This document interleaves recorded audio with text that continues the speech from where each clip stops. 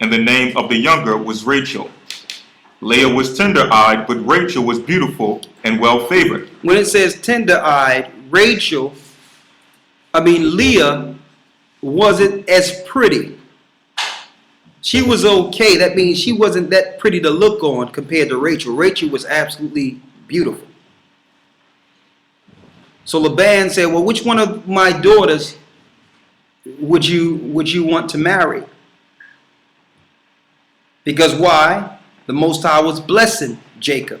And when Jacob went around Laban was getting more resources and power than he'd ever had on earth. So he said, listen, I need to keep this guy around. The God is with him. The Spirit is with him. So he said, listen, what can I do to keep you around here? Read on. Verse 18. And Jacob loved Rachel and said, I will serve thee 7 years for Rachel. He says, I will work 7 years for her. Read. Thy younger daughter. So that was an agreement between her and between him and the father. This is not meeting someone like we all be guilty of and we're guilty of in the past. And just saying, well, I'm going to pick up a wife. No.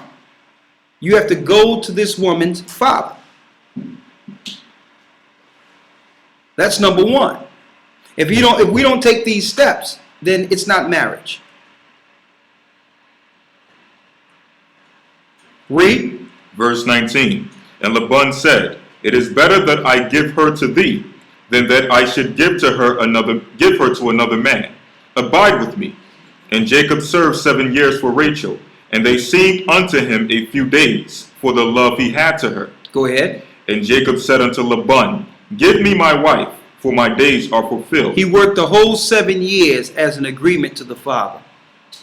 Now imagine that. That's utter respect right there. Read. And Jacob said unto Laban, give me my wife, for my days are fulfilled, that I may go in unto her. And Laban gathered together all the men of the place, and made a feast. So they made a feast. So it's okay to have a feast, because this is the way the Hebrews did it. They had a feast.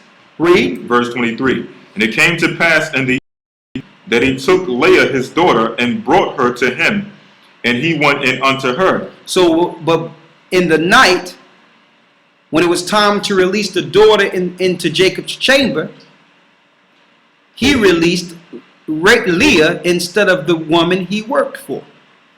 Read. Verse 24. And Laban gave unto his daughter Leah Zilpah his handmaid for a handmaid.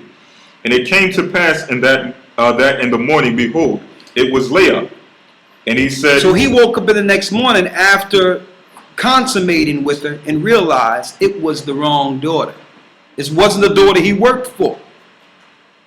Read. And he said to Laban, what is this that thou hast done unto me? Did not I serve with thee for Rachel? Go ahead. Wherefore then thou hast beguiled me? And Laban said, it must not be so done in our country, to give the younger before the firstborn. So now he used a technicality. I have to give the firstborn first. You chose the younger. Was this Jacob's decision to have 2 wives? No. It wasn't his decision. He was tricked into Leah. It wasn't through the lust of his heart or his desire to have another wife. But because of the agreement and the customs of that country, he had to abide if he wanted Rachel. So what did the guy do? Laban played.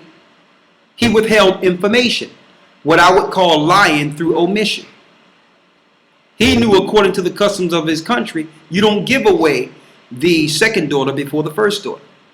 The daughter that comes first must be given her hand in marriage first. But he didn't tell Jacob that, lying through omission. Why? Because he needed Jacob to stay. Jacob was blessing his land. Read. Verse 27. Go ahead. Fulfill her week, and we will give thee this also for the service which thou hast served me yet 7 other years. And Jacob did so, and fulfilled her week. And he gave him Rachel his daughter. So that week it's talking about is a 7-year period. So he had to serve another 7 years, which is a week in years, for Leah. He worked 14 years in an agreement with the father to finally get the wife he wanted from the beginning. See that? And the 12 tribes came through these 2 women. And again, it was the will of the Most High. This was not through the lust of the flesh. This was not what Jacob desired from the beginning. It was what the Most High ordained from the beginning. Okay? I'm giving some examples. Now, brothers, straight out, including any man out there, the patriarchs have already been established. So there's no reason that we can use any of these excuses, because this was established for the patriarchs, so that the 12 could come through them, and we are born. And I'm glad the Most High did this with Leah. I mean, Judah, we came through Leah.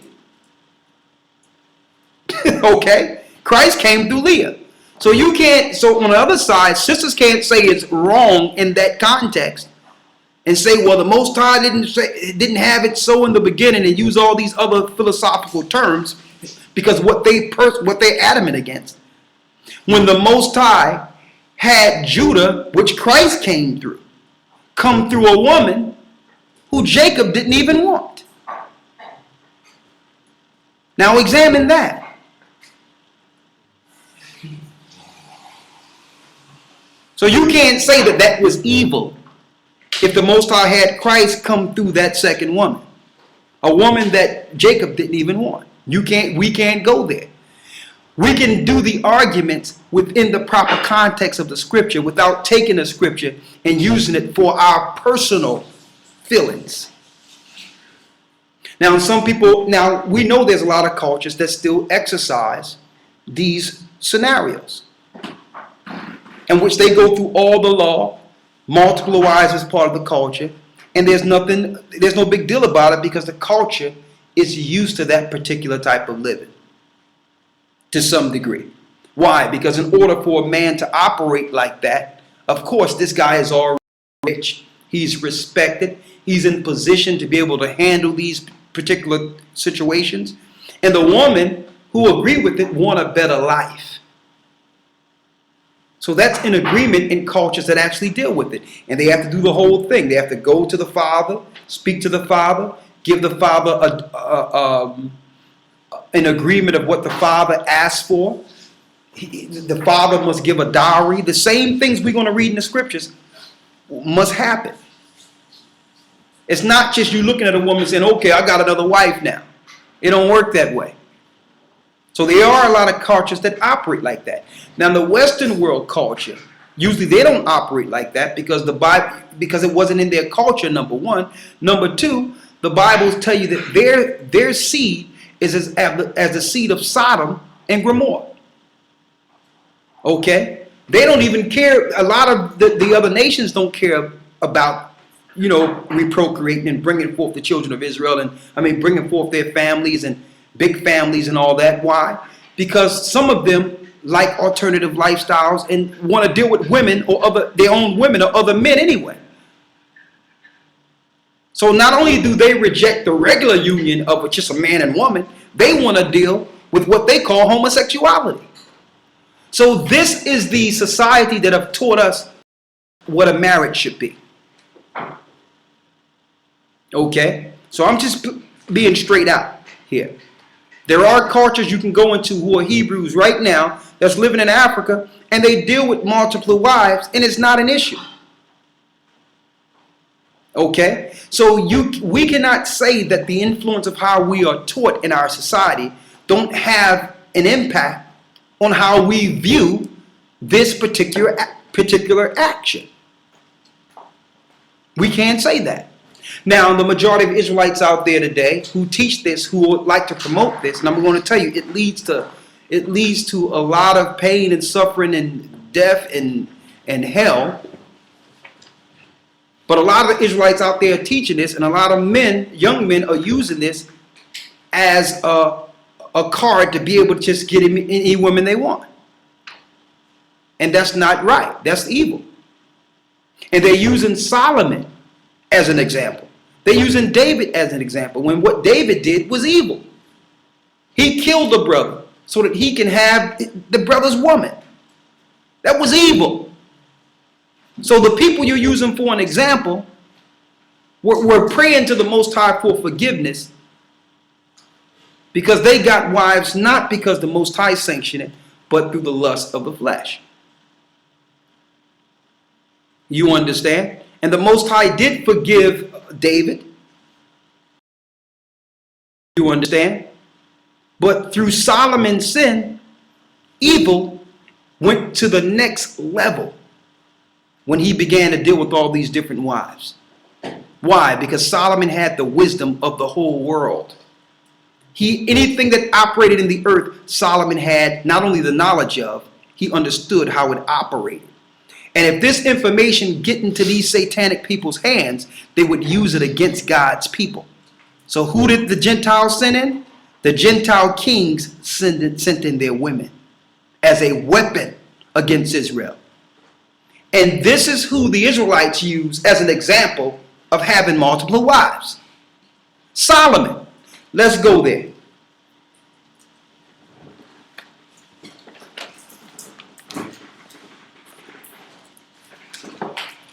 It's the book of 1 Kings, the 11th chapter. Go ahead. 1 Kings chapter 11, verse 1. If the father is deceased or there is no father, then you have to look at the next of kin. You have to look at an uncle. Okay? If there is no uncle, then you have to look at a brother. Okay? Usually if the father dies, the oldest brother in line becomes the father of that child. If there's no brother, if there's none of them, then it's the brother. If there's no brothers, then you have to look at the man that have been the influence over the family. Okay?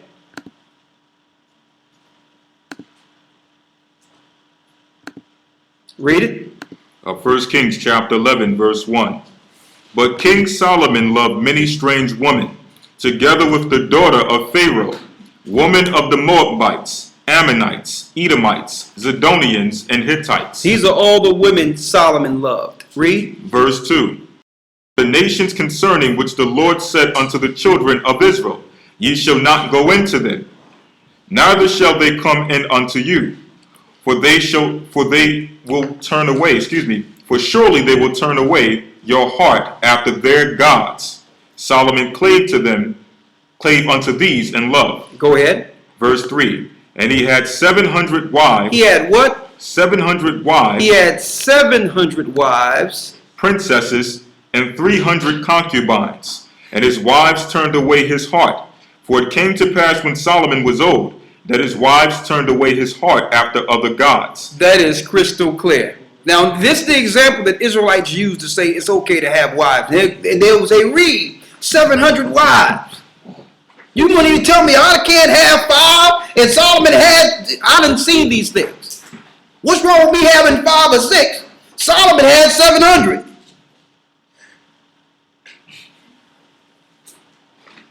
What's the difference between a wife and a concubine? A wife. Concubine is basically a wife of another nation. Of another nation. She's still a wife. She's like of another nation. Yes. Like similar to Hagar would have been considered Abram's concubine. She still have the same, rights as a wife, but she's not a Hebrew, so she was usually considered a concubine. And but I'm gonna tell you how the Hebrews spend this that I've grown and learned around, and I've seen where high priests and all that sit there and say, "Well, concubines, brother, it's just meat." This is what they taught. Concubines is meat. I've sat there and I'm like, what? Concubines is someone you can use for whatever you need to do But your wife is the one you, this, let me tell you, this is what